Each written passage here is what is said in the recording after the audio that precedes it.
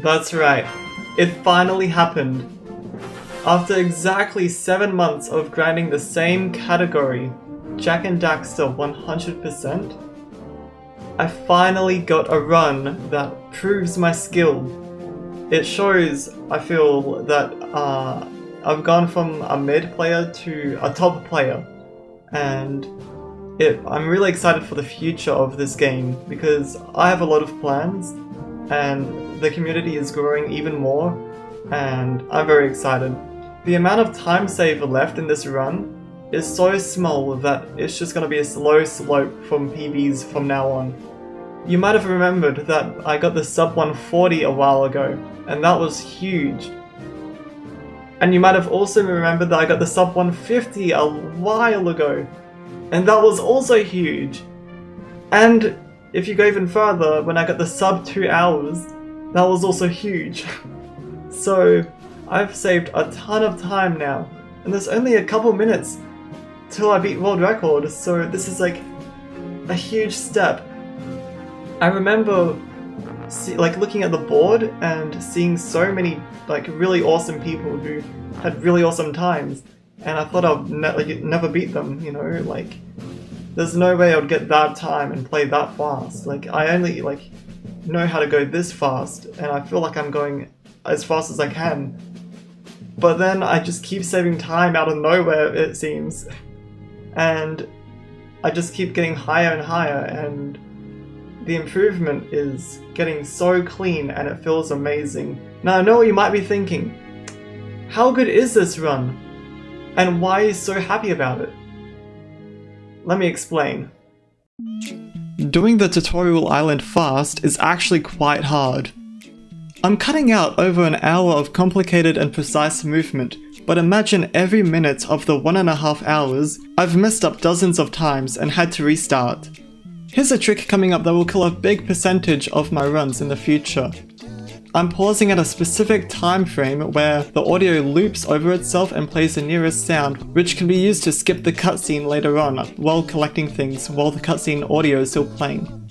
I'm on the power copy, so I can easily lose 50% of runs here. Here's another trick that will kill a huge percentage of runs. I have to press 2 buttons on the same frame to skip a long cutscene. However, if I press one button before the other 10 milliseconds earlier or after, the skip will either not work or the game will be impossible to 100%. 40% of runs will die here. As soon as you enter this level, the balloons will start flying around, and they can sometimes be very funky. This balloon often messes me up. You can get bad RNG here, and Beirut can knock you into the park, killing the run. I got bad RNG!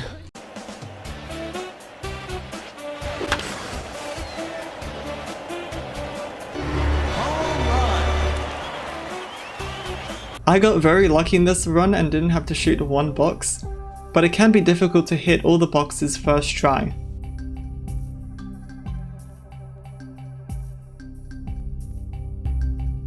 Right after, you have a very intense double boosted uppercut. For a boosted uppercut to work, you have to walk slowly off of a ledge and then uppercut. You can see how this can be scary.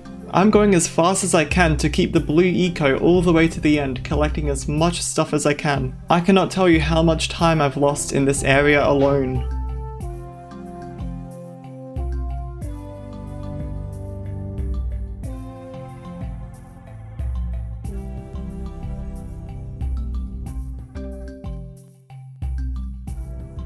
Here's another example of keeping blue eco and good movement all the way to the end.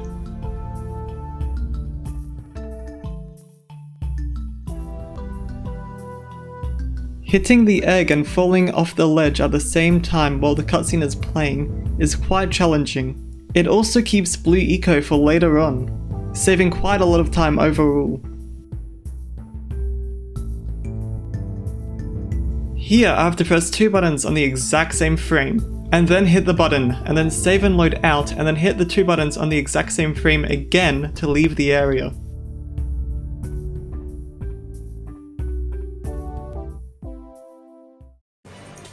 Mole RNG.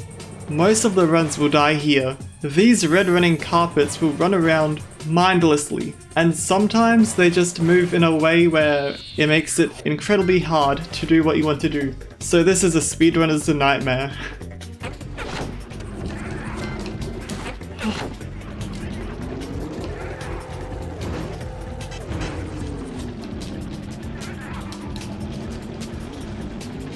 What the frick is going on? Bad RNG. It is just barely possible to get rid of all these weeds with one eco charge. Normally you're meant to do it in 2, 3 or 4 charges, but if you've perfected the movement, it is just possible.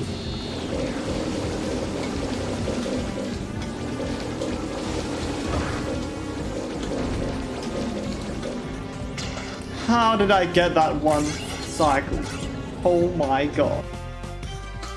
Yo, shoutouts to me, let's freaking go. Getting this Zeppelin first try fast is quite scary.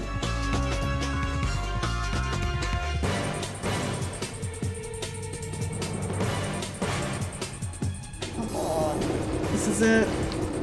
Yes! Okay. LPC has a bunch of global cycles which the player can't control, so it's basically RNG. And I got a perfect cycle here. Larry was generous here, so I saved a lot of time. Sometimes he's in your way and there's nothing you can do. This area really tests your boosted uppercuts.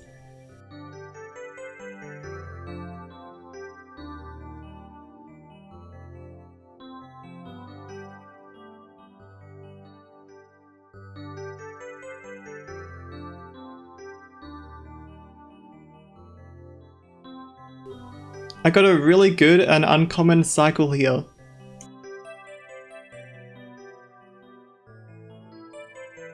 There is a box in the other room, and I'm doing a manipulation to hopefully get an enemy to hit a box instead of missing it like it always does. This box can easily lose a ton of time.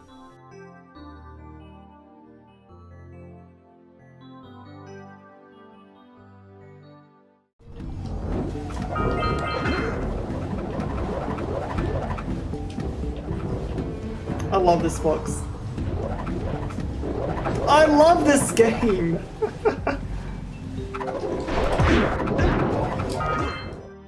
This slide is very intense, and you have to hold a button and jump out of the slide right into the power cell and pause at the right time to skip a long cutscene.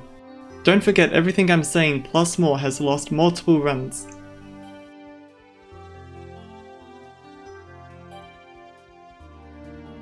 The setup for this trick takes quite a bit of time, and the jump is very precise, and the landing is also precise, and everything about this is precise and scary, and it's 47 minutes into the run. You're meant to activate all these buttons, but with momentum you can make a button launch you over a wall. We end off this level with a good cycle that isn't in my control. I'm very happy with this find. Fish skip V2. If the fish eats me, then I lose my run. But with my strategy, I don't have to worry about that, like the other runners. The rats minigame. The one part no one likes. Not even the developers of the game. A ton of rats like to spawn all at once, and if you're unlucky they like to run left and right, off the view of the camera. They're meant to stop every now and then, but sometimes they don't stop and they run all the way to the end, and when there's multiple rats on the left and right running, then you have to take it and play perfectly, doing everything again up to this point. You have no idea how scary this part is.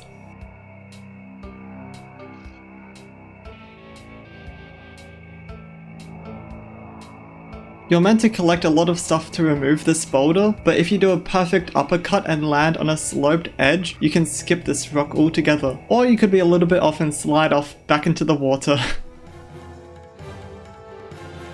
These rails are the most jankiest things in the game, which lots of runners have lost lots of runs to. These termite things are very RNG based. They can spawn out of any hole and you have to just pray that you get them first try.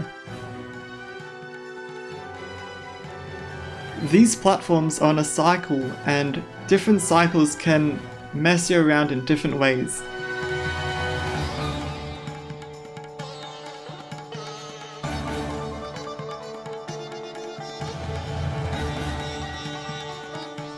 Dark Cave is very scary and kills lots of runs. This roll jump is scary but saves quite a bit of time. Losing it loses quite a bit of time as well. Moving the camera past the trigger before you respawn is very sketchy, and it is possible to mess it up, which sends you really far back into the cave. There's a lot of things I do in this run that is faster than the world record, but when things are faster, things get scarier. You're meant to go to Snowy Mountain first, and then come back here to break metal boxes to 100% the game. But with this complicated setup and very tight movement, it's just barely possible to do what I'm about to do.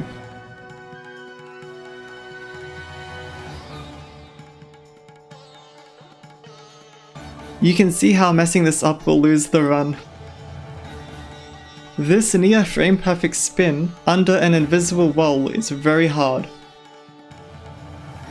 Boosted!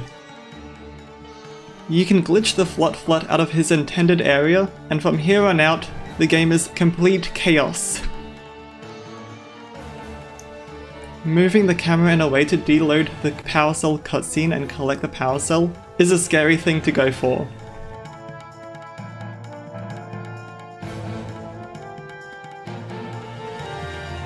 Areas like this take hours and hours of practice. At this point I've gotten so many things right in a row, which is very unlikely, so I'm starting to shake a lot here, and that loses me quite a bit of time.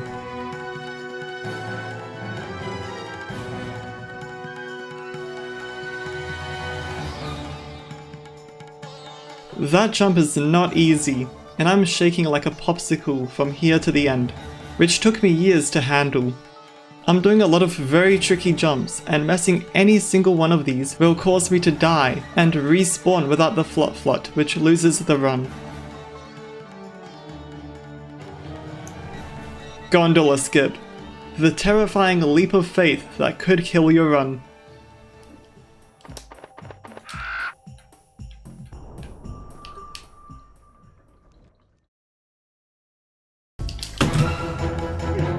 Another one of many one-frame tricks.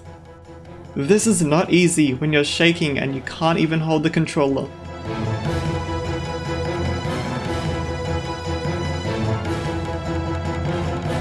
The trick that every single runner doesn't go for and is afraid of, but doesn't understand. Citadel skip with the fly grab.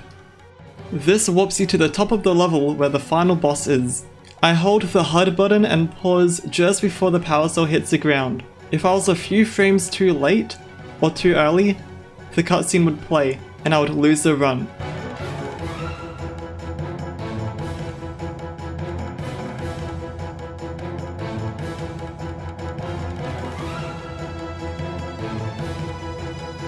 Another one. I nearly missed it and lost the run from nerves. Here I am revealing my risky strats.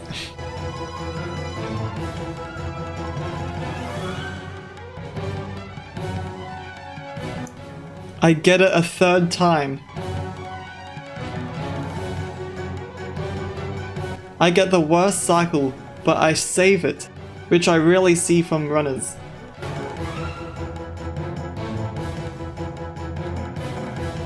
I look at this corner and see that I got the perfect cycle for a skip.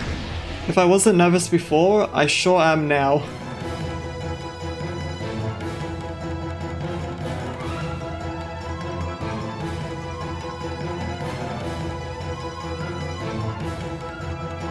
I got it!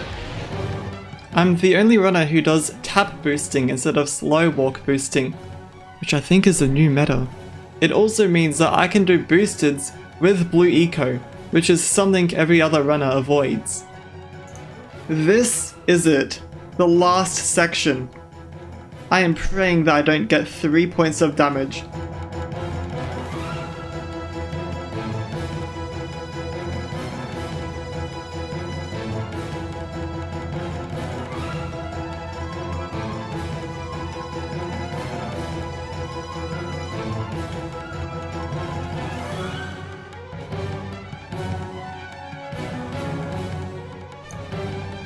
At this point, all you can do is pray for good RNG.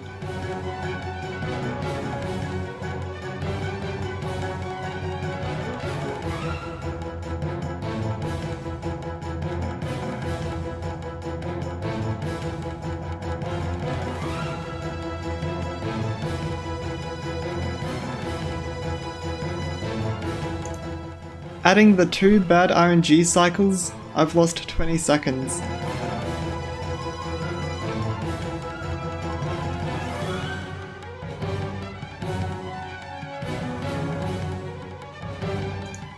I went for that fast cycle and I got the perfect ending, which is amazing.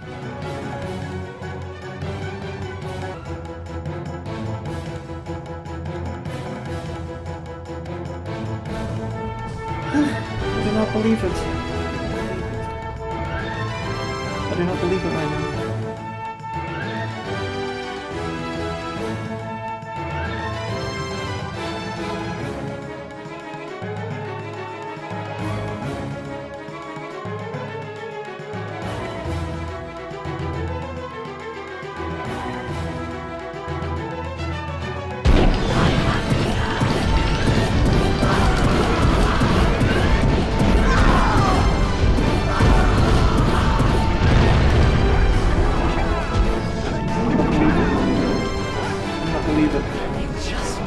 I don't believe it. I don't believe it.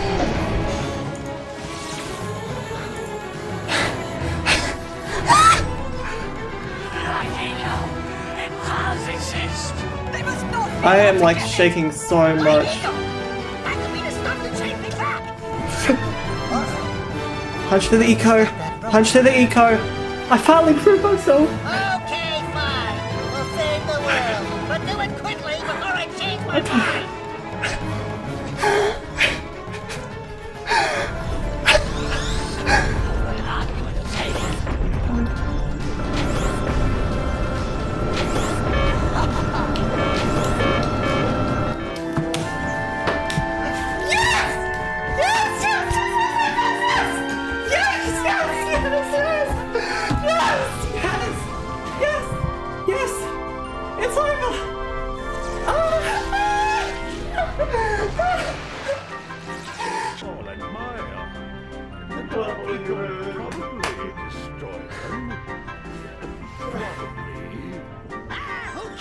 Oh my god.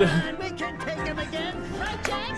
So good, good job, holy shit. I can't believe it. And that is it. I hope you've learned something today. I'll be on the grind soon.